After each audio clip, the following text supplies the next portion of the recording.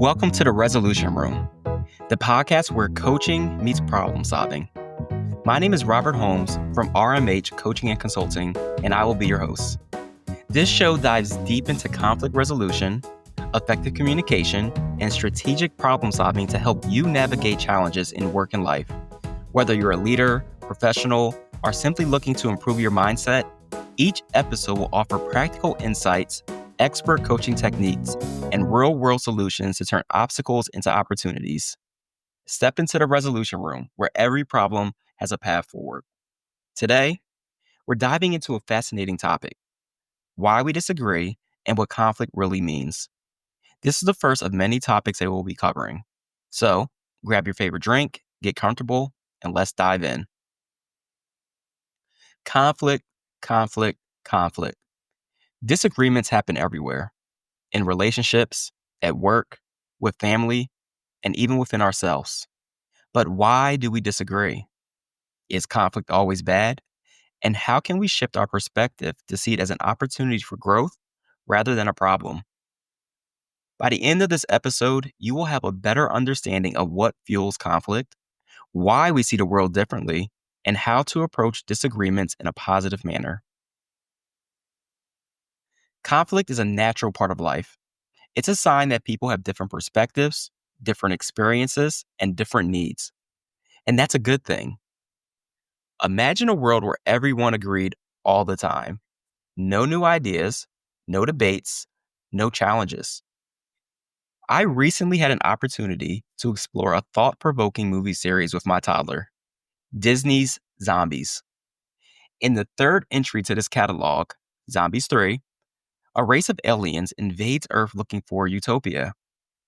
They were able to evolve to a point where they all thought the same and conflict simply did not exist. But despite all of those technological advances, there were no arguments, and no one was able to object as their home world was slowly destroyed. As familiar as that may sound, a world with no conflict seems boring, and it can actually prevent progress. Conflict can be healthy when it's managed well because it pushes us to think critically and grow. But let's break it down. Why do we disagree? I believe there are a few key reasons. Number one, different perspectives. Everyone sees the world through their own lens. It's shaped by their upbringing, their culture, their family, and their personal experiences. Regardless of whether you believe it's right or wrong, everyone's perspective is different. Number two, conflicting selfish interests. Sometimes what's good for one person may not be ideal for another. Think about workplace promotions or any other type of shared resource. Number three, emotional triggers. Emotions. Certain topics or behaviors bring out strong emotions in us. It's often tied to past experience that have nothing to do with the current conflict. And number four, poor communication. Many conflicts aren't about the issue itself, but how it's being discussed. Misunderstandings, assumptions, or harsh tones can escalate even the simplest of disagreements. How many relationships have been ruined because we didn't talk to a person or we used the wrong tone? Let's dig a little deeper into the psychology of conflict. Have you ever wondered why two people can see the same event but interpret it completely different? This happens because of something called confirmation bias. This is a key phrase you should remember. Confirmation bias is our brain's tendency to seek information that supports what we already believe and ignore evidence that contradicts it. So, in a disagreement, we often focus on proving ourselves right rather than understanding the other person's perspective. This is not an effective way to communicate, but we will get to that in a later episode. Another factor is emotional reasoning. This happens when we believe something is true simply because we feel strongly about it. Have you ever met a Cowboys fan who believes they are still America's team?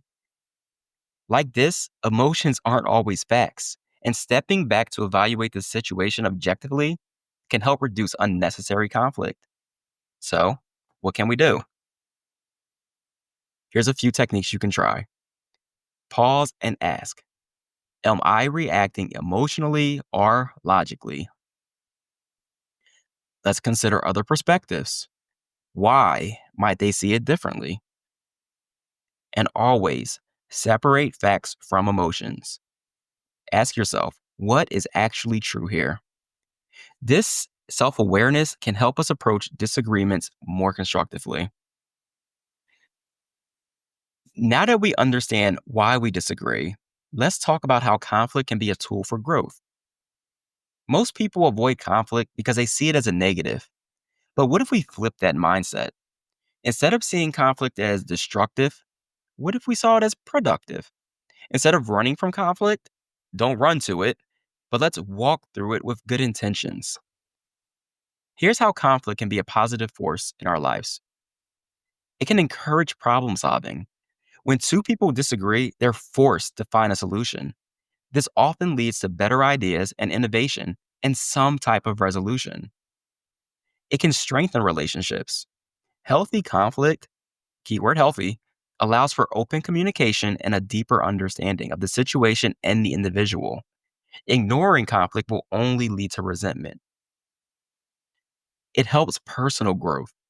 Facing disagreements forces us to improve our communication, our emotional intelligence, and our patience.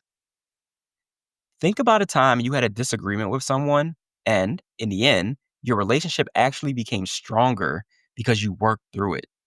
That's the power of constructive conflict. So, how can we disagree better? Here are a few strategies. Listen to understand, not to respond. Most of the time, when we're arguing, we're just waiting for our turn to talk, waiting for our turn to win the argument. Instead, try to really understand the other person's point of view and listen. A great technique to help you with that is called reflective listening, repeating back what you heard to confirm your understanding. For example, instead of saying, you're wrong, try, so what I hear you saying is dot, dot, dot. Is that correct? The key to reflective listening is doing this with positive intentions.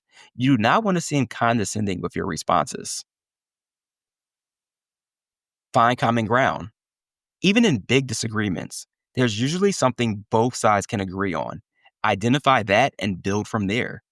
For example, in a workplace conflict about project deadlines, both people likely agree that they want the project to be successful.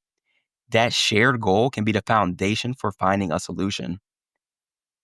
And when you find that solution, stay solution oriented. Instead of focused on who's right or who's wrong, shift the focus to how can we solve this? Or what can we do moving forward? And if none of these are successful, know when to walk away. Not every conflict needs to be solved immediately. Sometimes taking a break and revisiting the conversation later can lead to a better outcome. But be intentional about making a plan to come back to the conversation, or you forget about it and that resentment will grow. Before we wrap up, let's go over today's key takeaways. 1. Conflict is natural. It happens because people are different. We have different perspectives, different needs, and different communication styles. Number 2, our brains are wired for bias. We often defend our beliefs rather than listen with an open mind. Number 3, conflict isn't bad. When handled well, it leads to better solutions, stronger relationships, and personal growth. And number 4, approach disagreements constructively. Listen actively, find common ground, focus on solutions, and know when to take a break. Your action step. This wouldn't be a coaching podcast if there wasn't an action step for you to take. This week, when you face a disagreement and you're in the middle of an argument, try pausing before reacting.